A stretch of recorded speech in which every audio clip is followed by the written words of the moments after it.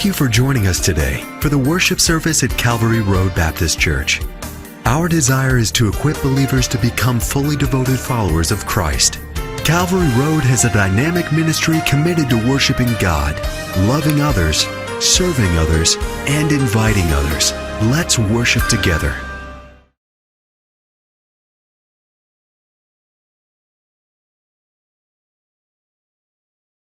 So much. I want to take just a few minutes to tell you a little bit about, we're kind of limited on time this morning, a little bit about what our ministry is about. I'm sure most of you that are here this morning have never heard of our group, Debra, Perry, and Jaidyn's Call. But Jaidyn, we named our group after our grandson, and his name is Jaidyn. Back 8 years ago, we found out that I got a telephone call at work on this particular day from our 17-year-old teenage daughter. And she said, Mom, she said, when you get home, she said, I've got something that I need to sit down and talk to you all about. And let me tell you, at that moment, my heart filled with fear because I knew probably what she was fixing to tell me, that she was pregnant.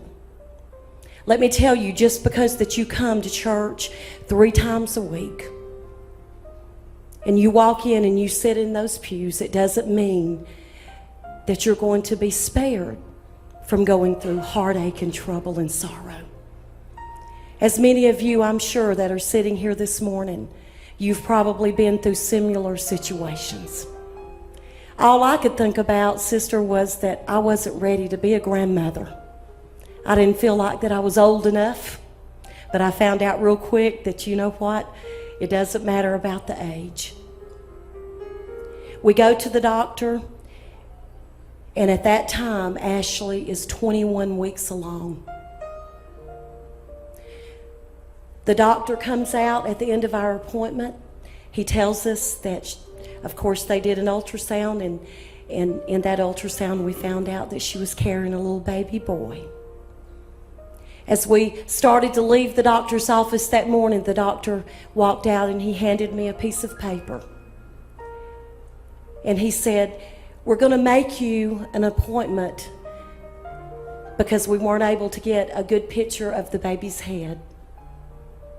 So we want you to come back next Monday and we're going to send you to a perinatal specialist. So we get there the next Monday and we walk in, and all we can see is this image of what looked like to be a perfect little baby. The doctor comes in and he takes a seat and he looks at that monitor for just a few seconds, and he turns at us and he gives us the most devastating news that any family could ever be given. See, it was hard enough. I was upset. My heart was already broken in two because I never, ever thought that my child would ever do that.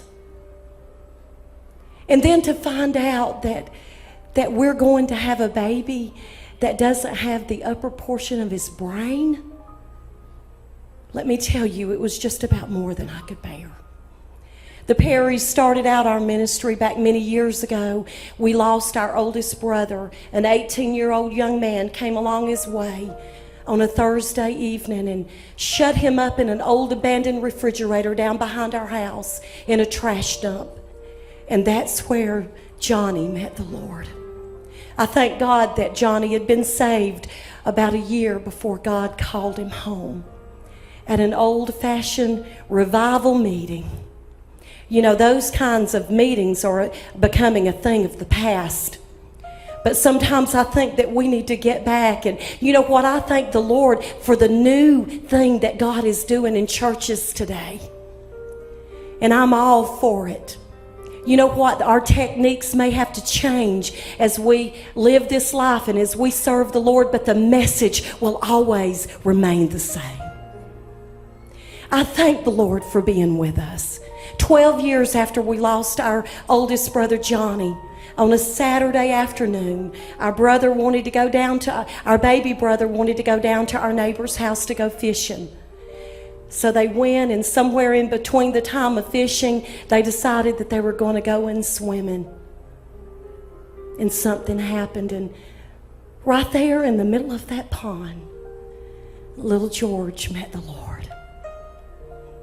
You say, how in this world can a family ever endure going through something like that? Let me tell you, because see, God had a call on us children. Our mom and dad didn't sing. We didn't know anything about how to sing, still don't know how to do it, other than to just depend on the Lord. But we knew that, I guess the Lord knew that we could help someone.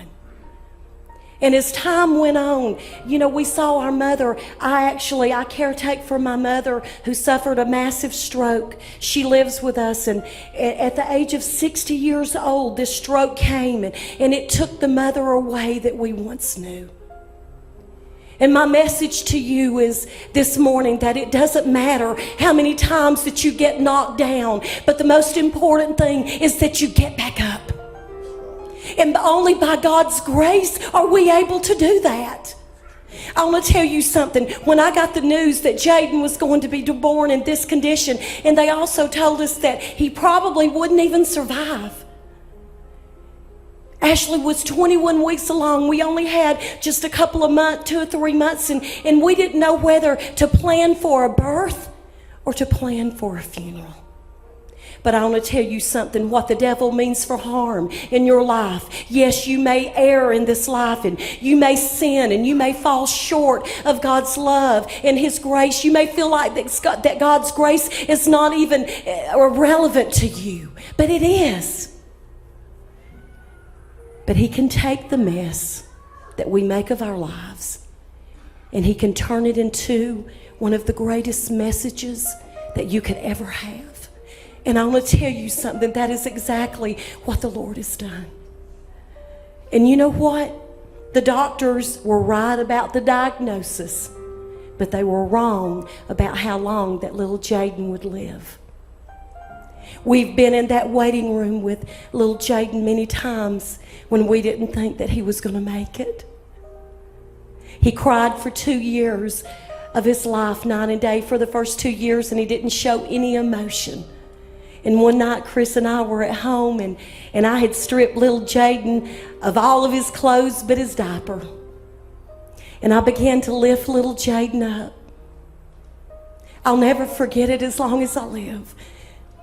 Because we had a child that could not do anything. He could not walk, talk, crawl. He couldn't pick up a toy. He couldn't roll over. And he was blind. And here was a baby that showed no emotion. But that night, God said, I'm going to give you something that's going to make you smile. And that's what the Lord did. Brother Scott, you've just had 2 brand new little grandbabies. Thank God every day for their health. Thank God for your children. If they're healthy, they may get on your very last nerve, and you may feel like some days that you're going to kill them. Yes? How many's been there? My mom and dad threatened me a few times to the edge of my life, and I'm still here. And you know what? I got whippings, and I deserved every one of them. Nowadays, I think they would lock some parents up if they saw their parents do that. I think that's what's wrong with a lot of children today. But we were sitting there, and all of a sudden, I raised Jaidyn up in the air, and I began to blow on his back like this. And do you know what he did for the first time? He giggled.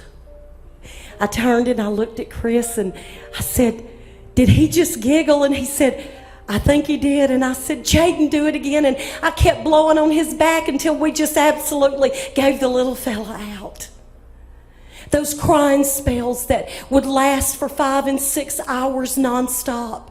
The seizuring spells that would last as long as the crying spells. Jaidyn would seizure to the point, they told us, that he would grow increasingly irritable, and that within probably the first month or 2 that he would die. I honestly thought that any minute that Jaidyn was going to die in my arms. But God gave him a laughter that night, and he also took those crying spells away that night. It didn't happen instantaneously, but within a month, those crying spells, brother, was gone. But you know what remained? His laughter and that giggle. So you know what? I've got something to smile about this morning, and so do you.